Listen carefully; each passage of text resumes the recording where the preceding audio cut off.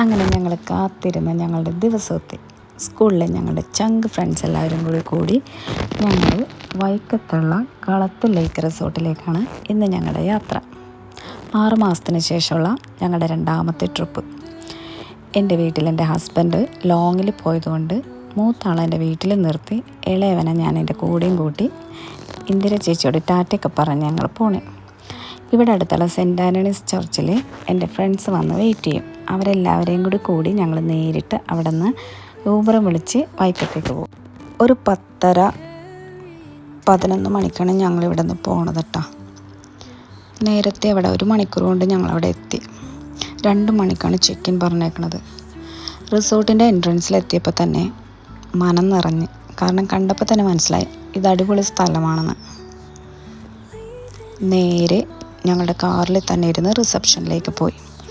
പോകുന്ന വഴിയെല്ലാം ഞങ്ങളിതെല്ലാം കണ്ടുകൊണ്ട് പോകണേ കേട്ടോ. വെള്ളത്തിൽ കുറേ കോട്ടേജുകൾ കാണാൻ പറ്റും.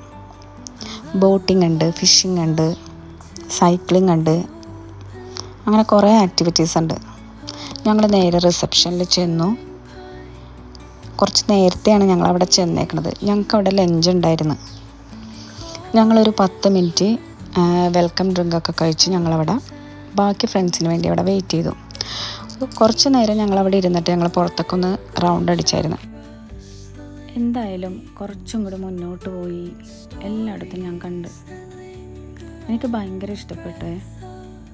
ഫാമിലിയായിട്ടും ഫ്രണ്ട്സായിട്ടും ഗ്രൂപ്പായിട്ടും ഒക്കെ താമസിക്കാൻ പറ്റിയ സ്ഥലം. എങ്ങോട്ട് നോക്കിയാലും നല്ല ഭംഗി. നല്ല വിശപ്പിൻ്റെ സമയമായതുകൊണ്ടും കുറച്ച് വെയിലും ചൂടൊക്കെ ഉണ്ടായതുകൊണ്ട് ഞാനെന്നാൽ തിരിച്ചു പോയിട്ട് എല്ലാവരും എത്തുമ്പോൾ കറങ്ങാൻ വരാമെന്ന് വിചാരിച്ച്.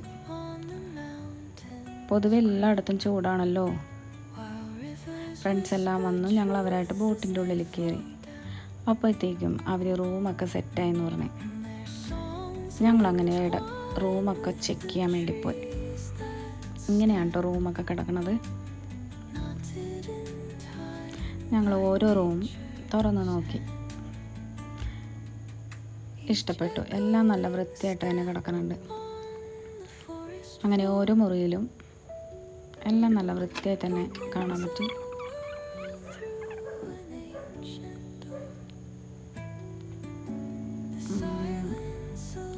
പുറത്തോട്ട് നോക്കുമ്പോൾ പുഴയാ.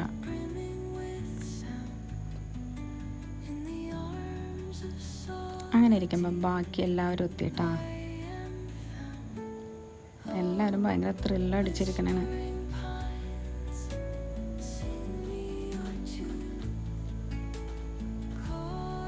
പിന്നെ നല്ല ഓളമായിരുന്നു, ഒച്ചപ്പാടും ബഹളവും. എല്ലാവരും പിന്നെ അത് കഴിഞ്ഞ് ഫുഡ് അടിക്കാൻ പോയി. ഉച്ചയ്ക്ക് നല്ല ലഞ്ച് അവിടെ റെഡിയാക്കിയിട്ടുണ്ടായിരുന്നു.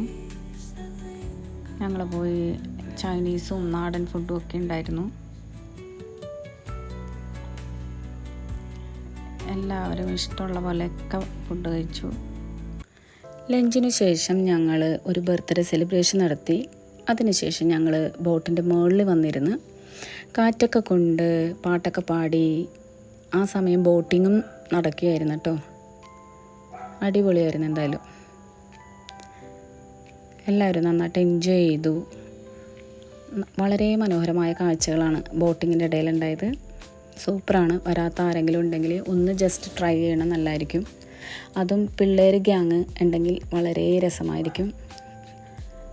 സേഫ്റ്റിയാണ് കൂടുതൽ. എന്തായാലും ഡിന്നറൊക്കെ കഴിഞ്ഞു. ഞങ്ങൾ രാത്രി കുറച്ച് നേരം മുറ്റത്തൊക്കെ നടന്നു. സൈക്ലിംഗ് ഒക്കെ ചെയ്തു. വിശേഷങ്ങളൊക്കെ പറഞ്ഞ് കുറച്ച് നേരം ഇരുന്നു. ആ ബോട്ടിലാട്ടോ ഞങ്ങൾ സ്റ്റേ. DJ ഒക്കെ കഴിഞ്ഞു. പിറ്റേന്ന് രാവിലെ ഞങ്ങൾ കുറച്ച് ഫോട്ടോസും റീൽസൊക്കെ എടുത്ത് 11 മണിയോടുകൂടി തിരിച്ചു.